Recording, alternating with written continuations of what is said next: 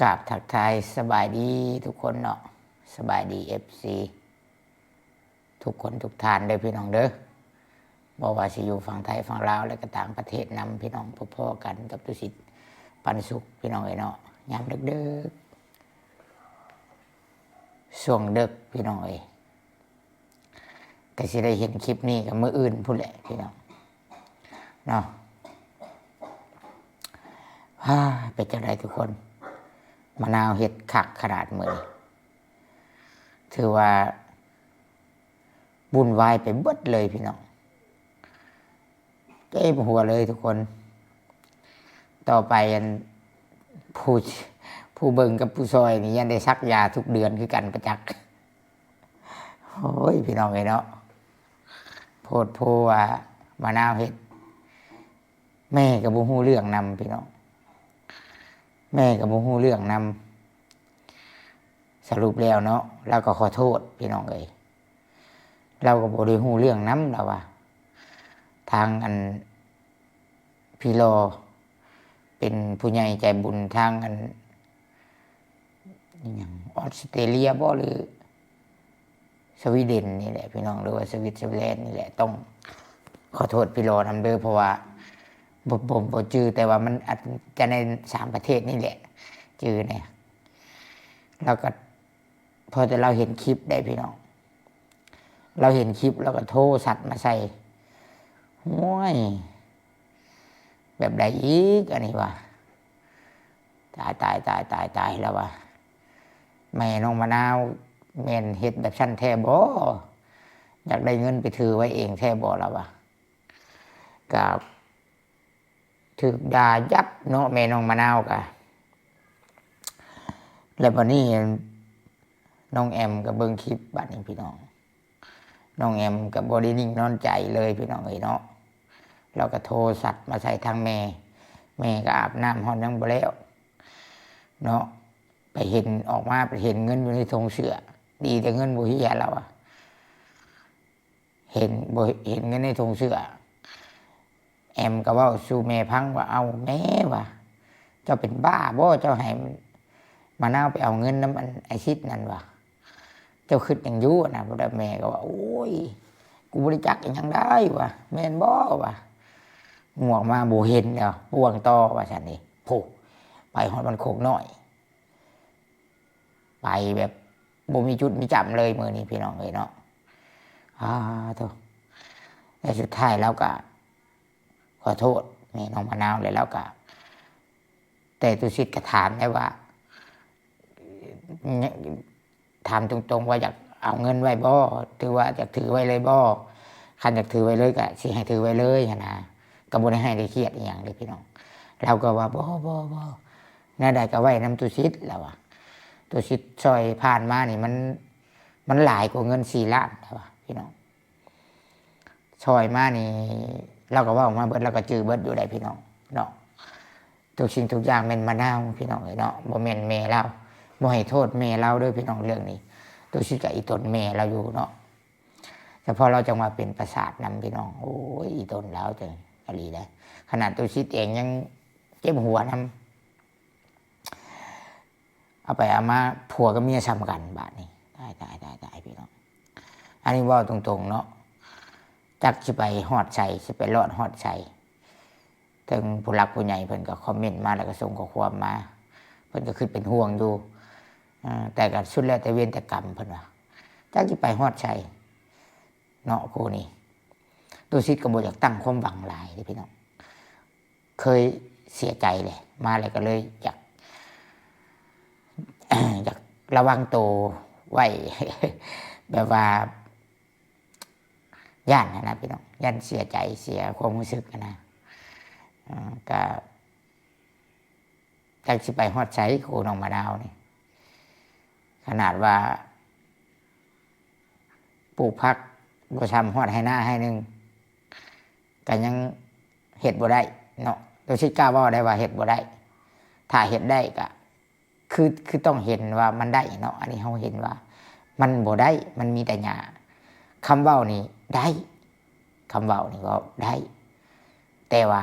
การกระทำเฮ็ดบ่ได้พี่น้อง อยากเครียดก็เครียดอยากสร้างก็สร้างรถพี่น้องอยากให้ก็ให้รถเนาะถ้าสร้างถ้าเครียดก็ดีเว้ามารถว่าบ่มักให้เฮาเว้าตรงบ่มักแหละตุชิดเว้าตรงอยากให้ตุชิดนี่ย่องปกป้องเอาอยากให้ตุชิดแสดงเอาแล้วแม่นตุชิดเฮ็ดบ่ได้ตุชิดจะเดินออกมาเนาะถ้าว่าบ่มักแล้วเว้ารถว่าบ่มักจุมข่อยอยากอยู่แบบจุมข่อยแบบนี้สองผัวเมียอยากอยู่แบบนี้บ่มักให้ไผมาแนะนำแนวดีให้ข่อยอยากใช้ชีวิตด้วยตัวของข่อยเองและก็อยากให้ผู้ใหญ่นี่ช่วยโดยที่บ่ต้องเฮ็ดหยังก็โอเคพี่น้องเนาะเฮาก็จังตัวชิดก็จังได้ถอยออกเนาะหรือว่าถ้าหากว่าฮู้จักและก็ตื่นโตและก็เฮ็ดในสิ่งที่ผู้ใหญ่มักตุชิดคิดว่ามะนาวกับผัวนี่ควรเฮ็ดในสิ่งที่ผู้ใหญ่มักตุชิดคิดว่าผู้ใหญ่ก็คิดคือตุชิดเนาะในหลายๆเรื่องถ้าหากว่ามะนาวกับผัวคิดได้เนาะหรือว่าคิดบ่ได้แต่ถ้าให้บอกบ่พี่น้องคันบอกหลายพันยันช่างเฮาหั่นนะพี่น้องเอ้ยเนาะคือเรื่องมื้อนี้นี่มันเกิดนี่ถ้าบ่ได้น้องเอฟน้องแอมครับพี่รอเนี่ยเป็นเรื่องนี้ใหญ่บานปลายไปเลยพี่น้องขอบใจน้องแอมเนาะน้องแอมมีคนเต็มร้อยเต็มพันนั่นดิพี่น้องเนาะเราคนเต็มร้อยเต็มพันเลยคิดว่าบางทีเราบ่ได้ฝากเงินฝากคำมานี่เราอาจจะมีเหตุผลหรือว่าเราเก็บเราโฮมไว้ของเราต่างหากเนาะตุชิดคิดว่าหรือว่าแนวใดแนวหนึ่งแหละเนาะแต่ว่ายอมรับเนาะได้ก็สมเชยน้องเพิ่นว่าน้องเพิ่นเป็นคนฉลาดเนาะเอาตัวรอดเนาะต่างกันกับมะนาวกับน้องชายเพิ่นหลายพี่น้องเนาะแอมก็โทรเว้ากับพี่รอแหละพี่รอก็โทรมาใส่ตุชิดแล้วก็โอ้ยที่แรกแม่เพิ่นน่ะสิย่างขึ้นมาหาแหละตุชิดว่าบ่มากับยาตุชิดอีตนเพื่อเราสิย่างขึ้นมาฮอดแล้วตุชิดขี่รถไปหาเราอยู่เฮือนพี่น้องเนาะตุชิดขี่ไปหาเราอยู่เฮือนเอาเนาะไปพอดีเห็นเพิ่นอยู่เฮือนบัดนี้หน้าเละหน้ากำบ่ได้อยู่เฮือนเบิดมื้อแต่เช้าพี่น้องมะนาวผู้ใหญ่ก็โทรมาหาตุชิดก็บ่จักความสิตอบเนาะเพิ่นก็เว้าหลายอย่างคือตุชิดเว้าแหละเพิ่นว่าเป็นหยังยามเดือดร้อนแหละเป็นหยังมะนาวคือมาหาก่อนและยามแบบเรื่องแบบนี้และเป็นหยังน่ะคือต้องไปทางอื่นคือบ่ปรึกษาก่อนนะพี่น้องและผู้ใหญ่ที่ว่าเพิ่นให้โอกาสได้ช่วยมะนาวน่ะเพิ่นก็บ่พอใจพี่น้องเนาะเนาะพี่น้องความหมายก็คือผู้ใหญ่เพิ่นว่าตรงๆเนาะเพิ่นว่าเป็นหยังคือบ่มาหาหรือว่ามาบอกตุชิดก่อนเนาะเป็นหยังคือไปเล่นไปทางอื่นก่อนสิหนะความหมายนะพี่น้องเพิ่นก็เลยหลายอันหลายแนวหลายอย่างแน่พี่น้องเนาะสำหรับปีเลยหวังแรงหวังเว้นนี่นะมาถามเอาเงินบาทนี่พี่น้องถามเอาเงินวันนี้นี่ตุชิดมาคิดแหละเพราะว่ามี FC เนาะมีผู้ใหญ่พี่น้องเพิ่นได้ส่งคลิปมาให้ตุชิดเบิ่งคลิปที่เพิ่นไปหา YouTube นะพี่น้องเพิ่นก็ YouTube เนาะก็บ่ติมะนาวไปเพิ่นก็ถ่ายพี่น้องเพิ่นก็ถ่ายเพิ่นว่าอาจสิเป็นความคิดเนาะเพิ่นอาจสิกำเริบย้อนว่าอันนี้พี่น้องเพิ่นว่าวันหนึ่งเพิ่นไปเว้ากับอัน YouTube นะว่าสุดกับบ่มีไส้เพิ่นว่าสุดกับบ่มีไส้แล้วก็ ผ้าขวัญกับโบมีพี่น้องผ้าขวัญกับโบมีสุดกับโบมีเนาะความคิดเนาะก็เลยป่วงไปหายันว่ายูทูบเบอร์ไทยแหละสิมีผู้ใหญ่ซอยพี่น้องไอ้เนาะความคิดมะนาวแต่ตุชิดอยากบอกว่าถ้ามีผู้ใหญ่ซอยก็ดีคันว่ามีหลายทางซอยดีพี่น้องบ่ได้ห้ามเลยพี่น้องเนาะแต่ขอแต่ให้มะนาวนี่เว้าตรงๆพี่น้องอย่าตัวเนาะพี่น้องไอ้เนาะก็คือว่าเรื่องชุดนะแม่น้ำทิพย์ซื้อให้นะมีพี่น้องมีแต่ว่าเราตุ้ยขึ้นเราบ่ได้ลดน้ำหนักเราบ่ได้คลำการกินเรากินจนเราตุ้ยเนาะทุกคนเบิ่งคลิปตอนแรกเราก็ใส่ได้ปกติพี่น้องเนาะเราก็ใส่ได้ปกติแลเรื่องผ้าขวัญบาทนี่ผ้าขวัญนี่มัน500,000พี่น้อง500,000ผ้าขวัญนี่500,000ราคาผ้าขวัญนะอันเพิ่นยิบไม่ยังงานงามๆมาแหละกะบ่ติดอกพี่น้องมะนาวเราก็แต่งงานครั้งแรกเราก็อยากมีแล้วก็อยากได้นั่นแหละพี่น้องเนาะบ่ติดอกพี่น้องแต่มะนาวลืมคิดว่ามะนาวเป็นคนทุกข์พี่น้องมะนาวอาจสิลืมคิดตรงนี้บ่หรือว่ามะนาวอาจสิคิดว่าถ้าป่วงไปหายูทูบเบอร์หลายๆช่องอาจสิมีถ่ายคลิปและอาจสิมีคนซอยมีผู้ใหญ่ซอยเพราะว่าเราเคยโตแล้วพี่น้องว่าสิซะเนาะเพราะว่าเราเคยโตแล้วมะนาวเมื่อก่อนหรือว่าปัจจุบันคือตอนที่ตัวชิดชายมันยังบ่มีตัวชิดไทยได้รับการช่วยเหลือเนาะบ่มีเงินซื้อยามาหาผู้ใหญ่ยังบ่เข้าแม่ตัวชิดซื้อให้เราขายห้ำเราซื้อให้หลังจากนั้นก็มีผู้ใหญ่ซอยมีกระแสขึ้นมาอยากกินผู้ใหญ่ซื้อให้กินอยากไปตลาดถ่ายคลิปพาไปพี่น้องเนาะไม่ยังอีกพี่น้องบัดนี้ว่าสิกินดองแต่งงานแม่ทิพย์ซื้อให้บ่มีเครื่องสมมาแม่ทิพย์ซื้อให้ถ้วยบวงแม่ทิพย์ซื้อให้จอกน้ำแม่ทิพย์ซื้อให้ซอยน้ำข้าวปุ้นซอยข้าวปุ้นผู้รักผู้ใหญ่หลายคนหลายท่านซอยผัวบ่มีเงินจ้างขับรถไปไทยผู้ใหญ่โอนมาให้ซอยจนเรือว่าให้แม่ใช้บาดนี้มะนาวในสมองมะนาวนะก็เลยกลายเป็นคนที่เคยโตบาดนี้พี่น้องอันนี้ก็บริติดอกพี่น้องบ่ได้ว่าอย่างดอกก็คือเรามันบ่ปกติเนาะเรามันบ่ปกติแต่เราอาจสิคิดว่าในเมื่อว่าตุสิทธิ์ท้ายแหละเราบ่ได้ดังใจเราก็เลยป่วงไปทางอื่นให้ทางอื่นทายน้ำถามว่าทางอื่นทายแต่ตุสิทธิ์บ่ได้ว่าอย่างดอกคะแนนได้ซอยเรือให้ดียิ่งดีเลยได้ยิ่งดีเลยพี่น้องเนาะแต่ว่าเราป่วงไปแบบบางทีเราเว้ากับมันก็บ่ตรงกันพี่น้อง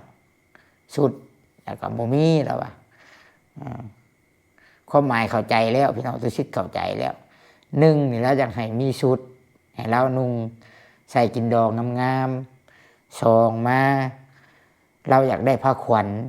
3มาเราอยากได้ตู้ฟังเพลง4มาเราอยากได้โต๊ะได้เต็นท์นั่งเนาะ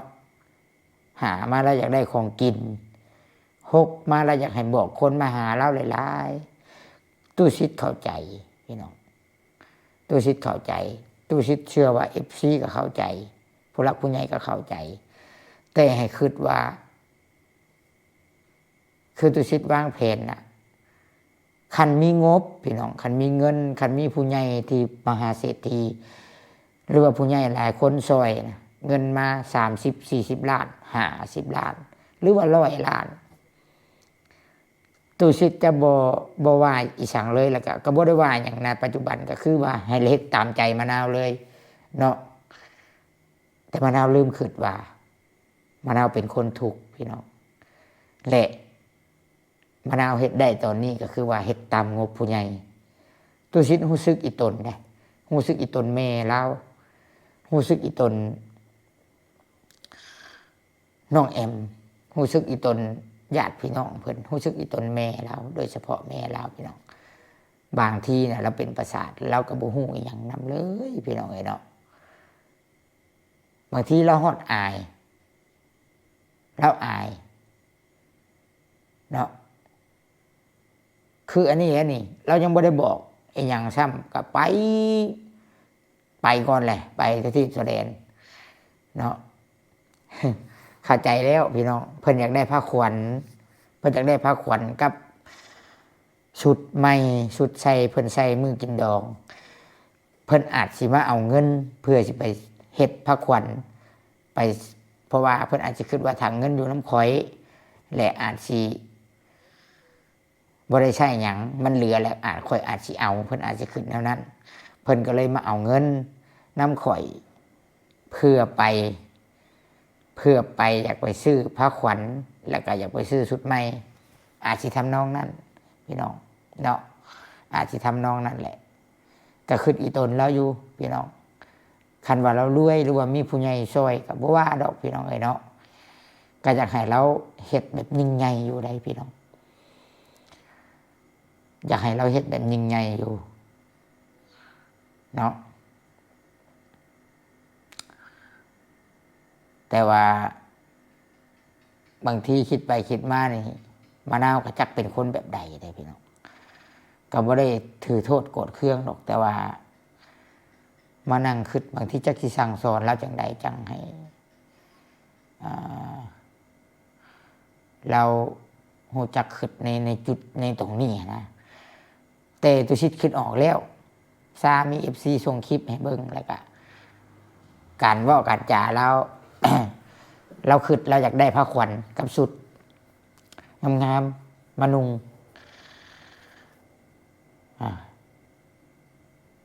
พี่น้องเอ้ยเนาะ ทั้งที่ตุชิตคิดว่าตอนนี้นะสิ่งที่เราควรจะเฮ็ดนะพี่น้องสิ่งที่มะนาวควรจะเฮ็ดก็คือว่าควรจะชวนผัวเมียนเฮือนเมียนซานจัดแจงเครื่องของในเฮือนในซานตัวใดควรเมียนบ่อนใดตัวใดควรปะควรถิ่มตัวใดควรสิเอาไปไว้อยู่ให้อยู่นาเมียนปัดบนอยู่บนนอนเครื่องของเกียมไว้เพราะว่าอีกบ่หึงกับแขกสิมาเฮือนเนาะคนเกียมตัวนั้นเครื่องที่มีทิพย์ซื้อให้ถ้วยบวงเนาะหรือว่าเครื่องของต่างๆตัวใดควรออกมาล้างมาเช็คเบิ่งว่ายังขาดตัวใดยังบ่พอตัวใดแต่ตุชิตคิดว่าสมองจุดนี้จักว่าคิดบ่ได้ไปจากพี่น้องคันนี่แหละคันว่าสิไปบอกก็ว่าจักเบิดอยู่บ่ยากพี่น้องเนาะคันเวลาบอกก็ว่าบ่ยากก็เลยว่าถ้าว่า FC ท่านใดบ่พอมกพอใจเนาะตุสิตต้องขอโทษนำเด้อพี่น้องเพราะว่าตุสิตคิดว่าตุสิตนี่มาเฮ็ดมาซอยมะนาวเนี่ยฮอดจุดนี้คือซอยด้วยสิ่งที่คิดว่าทุกสิ่งทุกอย่างอยากให้เพิ่นมีอนาคตที่ดีทั้งนั้นเลยพี่น้องเอ้ยเนาะ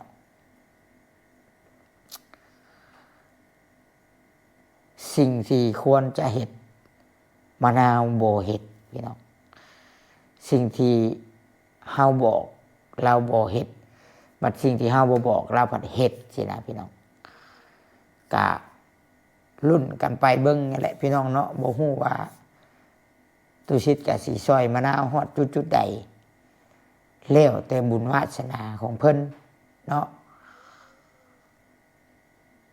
ก็อยากให้ทุกคนได้รับรู้เรื่องราวนำกันว่า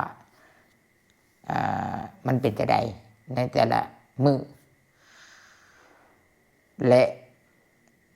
ตอนที่มะนาวจะมาเอาเงินน้ำตุซิดเมื่อเว้นนี้เป็นหยังตุซิดจังถ่ายคลิปพี่น้องบ่แม่นว่าตุซิดอีหยังกับลาวได้พี่น้องถ่ายคลิปเนี่ยย้อนว่าอยากให้ FC เป็นพยานหลักฐานนำกันเนาะถ้าว่าเราเอาเงินไปแล้วถ้าเงินมันเหี่ยมันเสียตกหล่นเสียหายมันบ่เห็นหรือว่ามันบ่ไปฮอดมือแม่เราหรือว่ามีผู้ใดแน่ใดแน่หนึ่งหรือว่ามีบุคคลใดบุคคลหนึ่งนี่มาบอกให้เราเอาไปตู้ชิดจังมีหลักฐานในการที่เอาเงินให้เรานับละเอียดทุกใบพี่น้องเนาะเงิน4 ล้านเอาตู้ชิดกับบ่ฮู้คือกันพี่น้องแม่มะนาวนี่เรายืนยันเลยว่าบ่แม่นเราบ่ได้บอกแต่หูนิสัยมะนาวดีพี่น้องคิดว่าต้องมีแนวใดแนวหนึ่งเข้าไปในสมองเราเรื่องเงินเราจะมาถามเอาพี่น้องอาจจะมีบุคคลใดหนึ่งที่เว้านั่นใดหนึ่งกับมะนาวและเฮ็ดให้มะนาวอาจจะมีความกังวลใจและบ่เชื่อใจค่อยสินะพี่น้องค่อยบอกตรงๆเลยว่ามื้อเว้นนี้หลังจากที่มะนาวเอาเงินไปนี่ใจค่อยออกแล้วพี่น้อง 100%คือแม่ฮักพ่อฮักค่อยฮู้ข่าวเพิ่นบอกเลยว่าปล่อยแค่ปล่อยบ่เครียดบ่ได้แค้นหยังแต่คือใจออกเสียความรู้สึกว่าเฮาหวังดีกับเงินที่เฮาหามาช่วยเพิ่นแต่เพิ่นบ่ไว้ใจเฮานี่นะพี่น้องเนาะเสียความรู้สึกได้พี่น้องเนาะเสียความรู้สึกแล้วก็เรื่องเงินอันของพี่ญาหันพี่น้องเพิ่นก็คิดว่าพี่ญาสิเอาคืนให้เบาเกตไปหามาใช้เพิ่นคืนเพิ่นบ่ได้ให้บ่แม่นพี่น้องเพิ่นอยากให้มาหามาให้คืนให้มันได้10,000เพื่อเก็บไว้ซื้อรถไถเนาะก็บ่ฮู้ก็บ่แน่ใจได้พี่น้องถ้าหากว่ายังมีความวุ่นวายอหย่างจังซี่ก็บ่แน่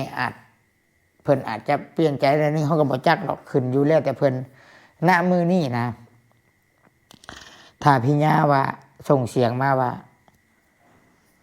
เงินข่อยที่ฝากไปเอาไปเฮ็ดบุญทางอื่นหรือว่าจะได้หรือว่าเอาไปให้มะนาวชุดแล้วแต่ได้ถ้าเพิ่นว่าให้เอาไปให้มะนาวข่อยก็เอาไปให้ข่อยบ่ถือไว้ดอกถ้าเพิ่นว่าให้เอาไปทางอื่นข่อยก็เอาไปทางอื่นเนาะ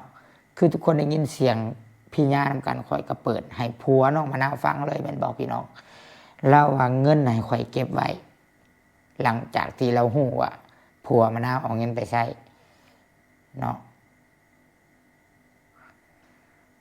เอาพี่น้องเอ้ยบ่ฮู้ว่าเรื่องราวมันสิเป็นจังไดต่อไปอยากให้ FC ทุกคนเข้าใจว่าตุสิทธิ์เฮ็ดเต็มที่แล้วเด้อพี่น้องเอ้ยเนาะขึ้นอยู่กับบุญวาสนาน้องมะนาวเอาเนาะตุสิทธิ์บอกเลยว่านับแต่เรื่อง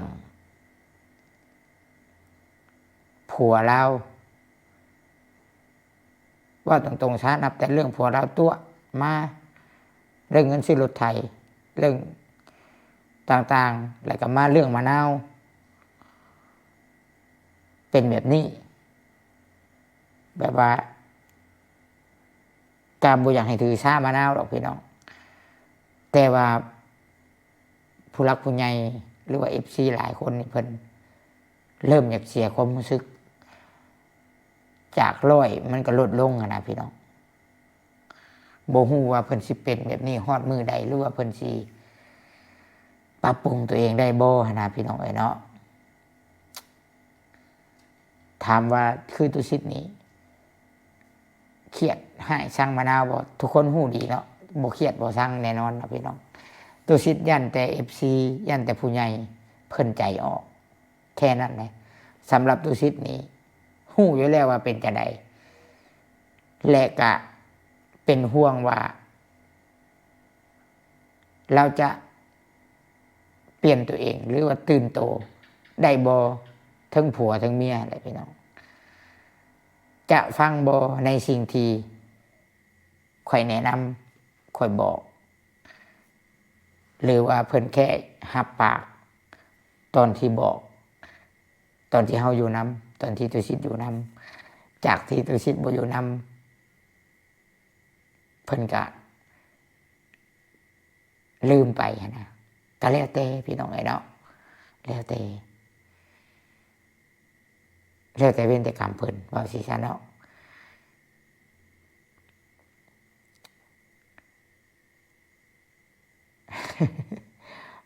พี่น้องถือว่าเข้าใจเนาะเข้าใจพี่น้อง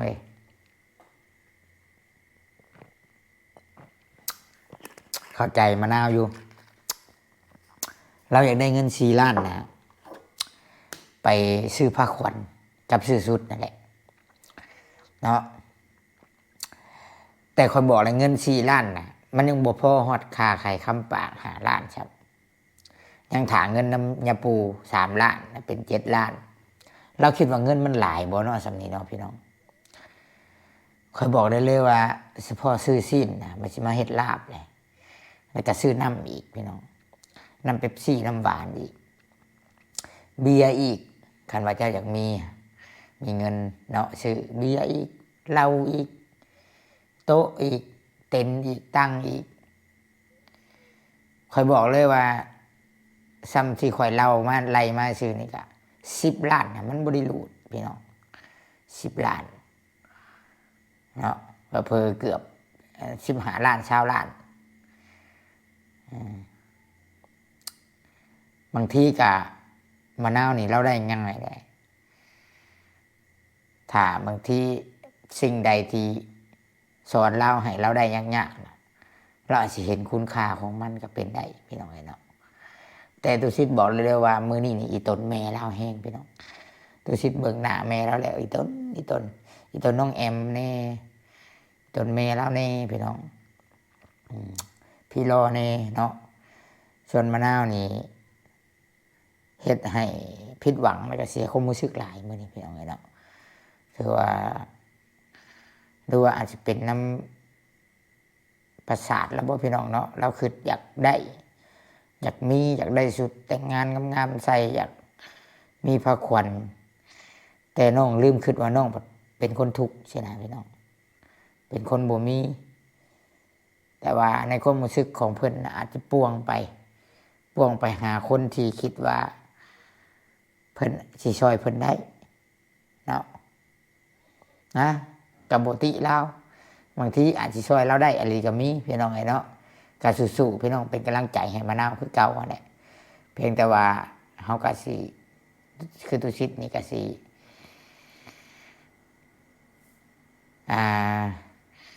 เป็นบทเรียนนะพี่น้องเนาะเป็นบทเรียนสำหรับทุกๆเรื่องเนาะขอบใจพี่น้องตุสิตขอบใจ FC ทุกคนเด้อพี่น้องเด้อที่บ่ว่าจะเป็นเรื่องดีเรื่องบ่ดีก็ยังอยู่เคียงข้างกันยังเป็นกำลังใจยังคอมเมนต์ให้คำแนะนำอย่างต่างๆพี่น้องเนาะก็บ่อยากให้เครียดให้สร้างให้น้องมะนาวมีหยังก็เบิ่งไปก่อนว่าอาการเราจะเป็นอย่างไรพี่น้องเนาะสุดท้ายนี่พี่น้องตุสิตก็จะได้ขอกล่าวคำว่าสบายดีพี่น้องสบายดีเนาะ